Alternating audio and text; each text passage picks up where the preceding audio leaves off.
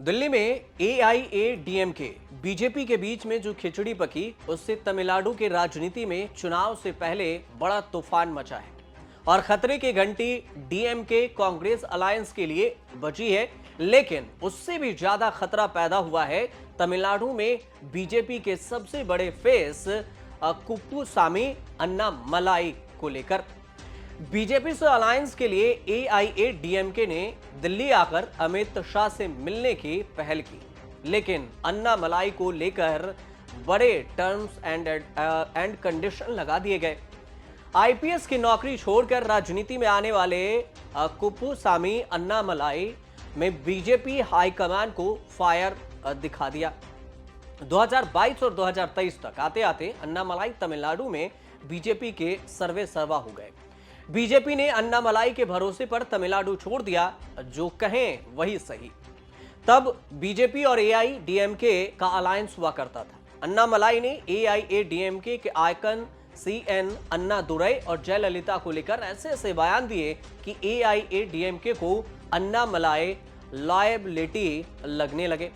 अब अन्नामलाई ने जो स्ट्रेटजी बनाई है, उसका बेसिक प्रिंसिपल यह था कि एआईएडीएमके से अलायंस तोड़ो, और अन्नामलाई के कहने पर 2023 में अलायंस भी टूट गया। बीजेपी से ज्यादा एआईएडीएमके ने जश्न मनाया।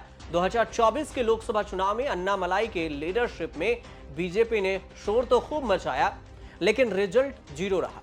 अन्नामलाई की स्ट्रेटजी आइडिया सब फेल हुआ और उसी फेल्योर का रिजल्ट अब दिखने लगा है। अन्नामलाई ने जिसके खिलाफ बीजेपी की पॉलिटिक्स को टर्न दिया, उसी के साथ सटने को तैयार है अब पार्टी, यानी कि बीजेपी। अन्नामलाई को डीएमके को डराना था और हराना था, लेकिन उन्होंने विपक्ष की जगह लेने के लिए एआईएडीएमके को टारगेट किया। पूरा फायदा डीएमके को मिल गया। नंबर 1 तो क्या, बीजेपी का कुछ नहीं हुआ और बस इतना हुआ कि तमिलनाडु में अन्नामलाई बीजेपी को चर्चा में ले आए। बीजेपी को सीट तो नहीं मिली, लेकिन वो वोट शेयर में ग्रोथ करती जरूर दिखी। चेन्नई में एआईएडीएमके के चीफ ईपीएस पलानीस्वामी अपनी टीम लेकर दिल्ली आए। दिल्ली आकर अमित शाह से मिले तो फिर ये हल्ला तेज हुआ कि बीजेपी एआईएडीएमके फिर से अलायंस करने जा रही है और 45 मिनट तक पलानीस्वामी और शाह के नेताओं के साथ में मीटिंग हुई। 15 मिनट अलग से प्राइवेट मीटिंग भी हुई। अलायंस रिवाइव करने पर बात हुई। मीटिंग से बाहर निकले खबरों के मुताबिक अमित शाह से पलानीस्वामी ने एक शर्त ये रखी कि अन्नामलाई का रोल डाउन करिए। बीजेपी एआईएडीएमके का एक हाई पावर स्टीयरिंग पैनल बनेगा और उसमें भी अन्नामलाई का रोल कम रहेगा, और यह कंडीशन यह भी है कि अलायंस को लीड बीजेपी नहीं एआईएडीएमके करेगी। बीजेपी जीरो पर है और एआईएडीएमके कभी शिखर पर थी और अब जीरो पर आ गई। दोनों को एक दूसरे की जरूरत है और इसी जरूरत से तमिलनाडु में बड़ा राजनीतिक समीकरण बनता दिख रहा है। मंगलवार को पलानीस्वामी ने शाह से मुलाकात की और उसी दिन संसद में ऐलान कर दिया, तमिलनाडु में 2026 में एनडीए की सरकार बनेगी। शराब की बाढ़ और भ्रष्टाचार की आंधी थम जाएगी। अमित शाह ने क्या कुछ कहा है, वो भी बयान सुनिए। मान्यवर, एक तमिलनाडु को दी हुई सहायता के बारे में बहुत आया। हमने टोटल 2028 करोड़ रुपया 19 से 24 के बीच में दिया है और भरपूर सहायता की है।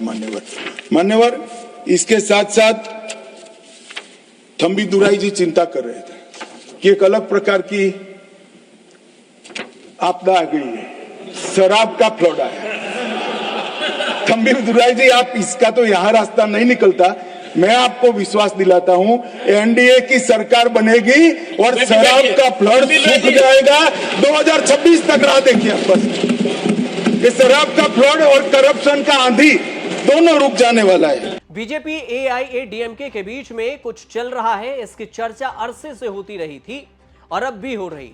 सीएम एमके स्टालिन ने यह भी कहा कि दिल्ली जा रहे हैं तो हिंदी और डिलिमिटेशन वाला मुद्दा भी उठाइएगा, और सचमुच।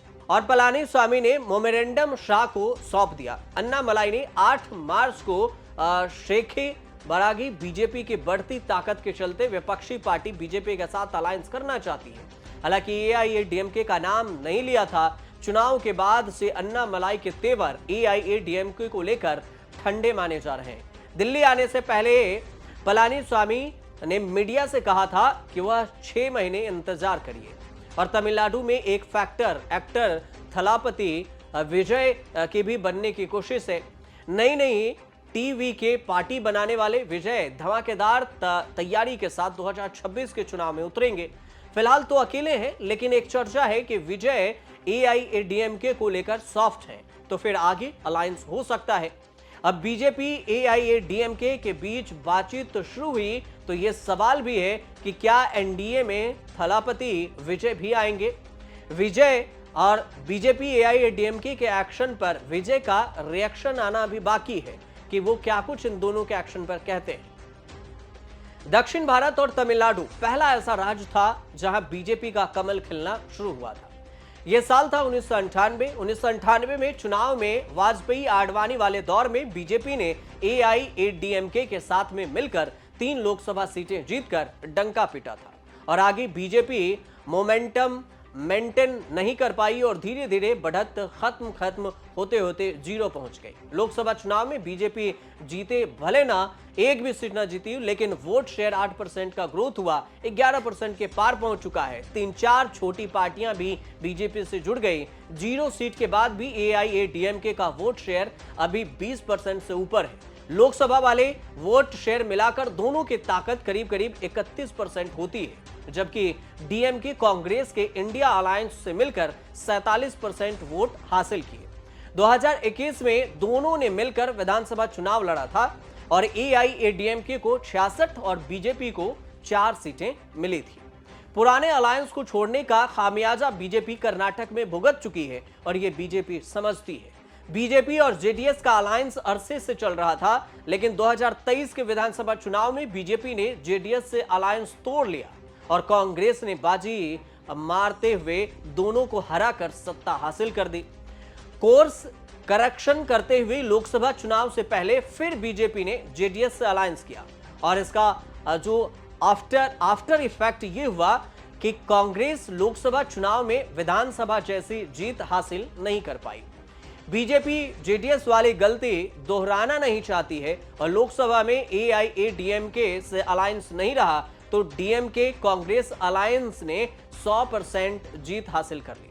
और अब अगले साल विधानसभा चुनाव से पहले बीजेपी को एआईएडीएमके को साथ लेने में ही फायदा दिख रहा है और इसी वजह से शाह से भी मुलाकात हो रही है। आने वाले समय में क्या कुछ होगा ये तो वक्त बताएगा। फिलहाल आप देखते रहिए न्यूज़ तक।